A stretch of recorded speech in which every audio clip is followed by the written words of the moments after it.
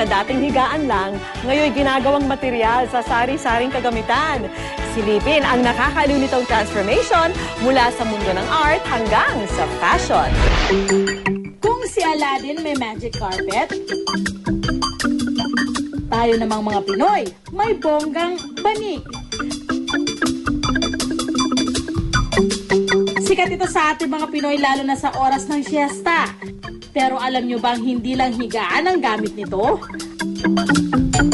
Ang banig mahalagang bahagi ng buhay ng mga katutubong Pinoy. Dahil noon pa man, present na ito sa lahat ng mga mahalagang okasyon ng pamilya. Mula sa araw ng kapanganakan at pagpapakasal hanggang sa kamatayan.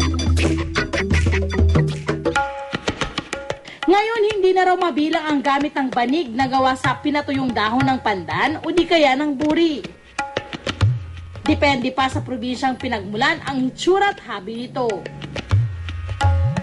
Nakikita natin dito yung indigenous knowledge.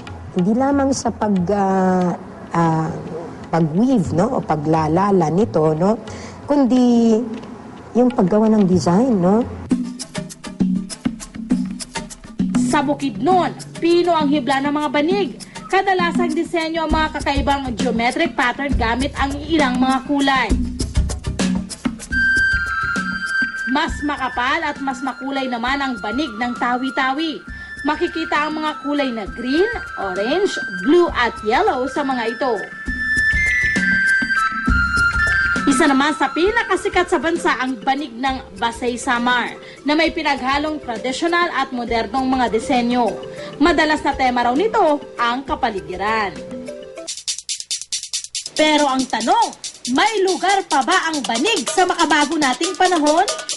Sa Louisiana, bayan ng Laguna, taon-taon idinaraos ang Pandan Festival. Dito nila pinapamalas ang kanilang obra. Isa rito, ang gown na gawa sa banig. Nung nag-umpisa ang Pandan Festival, kanya-kanya silang create ng mga design. And then hanggang sa naging tuwing Pandan Festival nga, ay may contest ng design ng mga pandan gown. Mahirap at mabusisi raw itong gawin. Pero ang resulta, isang outfit na Pinoy ang dating. Ito ang naging negosyo at sa simula nga nang ako'y magkaisip, ay nakita ko na ito ang cottage industry ng aming bayan na talagang nakakatulong sa mga misis ng tahanan. Merong mga tsinelas, nagagandahang mga bag, pati envelope nito, gawa rin sa dahon ng pandan.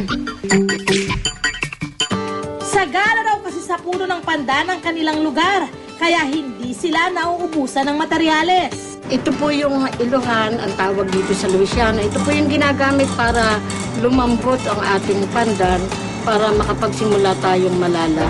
Unti-unti nga raw nakikilala ang kanilang bayan dahil sa mga kakaiba nilang produkto na gawa sa banig.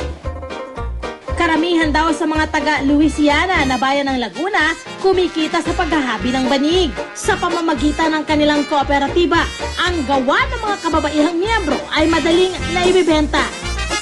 Talagang hit na hit ang banig sa mundo ng fashion. Dahil dito ang shoe and bag maker na si Carlo Garcia, pinaghugutan ito ng inspirasyon. Well, weaving is everywhere here in the Philippines, like I said. It's everywhere. We're known for weaving. Galing sa pamilya ng mga sapatero ng Marikina si Carlo at nakapag-aral ng shoe and bag pattern making sa Milan, Italy. Dito gumagawa siya ng mga sapatos na talaga namang Pinoy na Pinoy ang hitsura.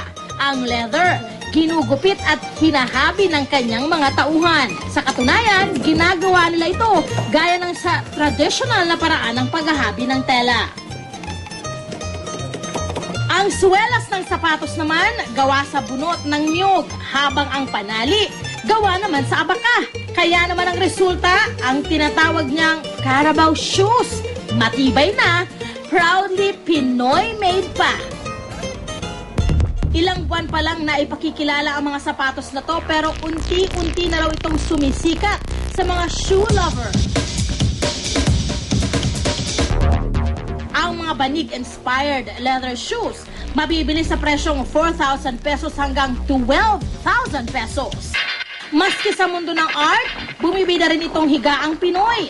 Ang artist na si Joe Mike Tejido na diskubre na pwedeng gawing canvas ang banig. Napili ko yung banig kasi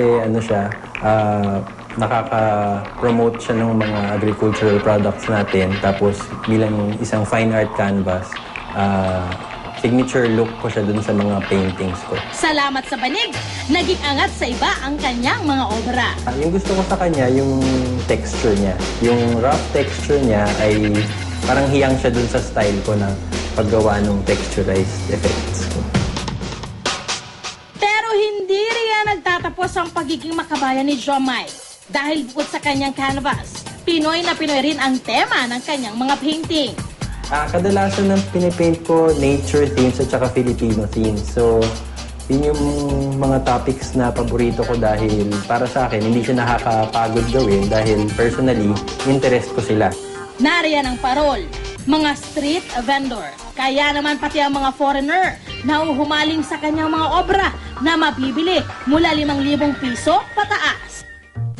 Hindi may pagkakailang bahagi ng ating pagiging Pilipino ang paggamit ng banig. At nakatutuwang isipin na ang simpleng higaan na ito kayang makipagsabayan sa pagbabago ng panahon.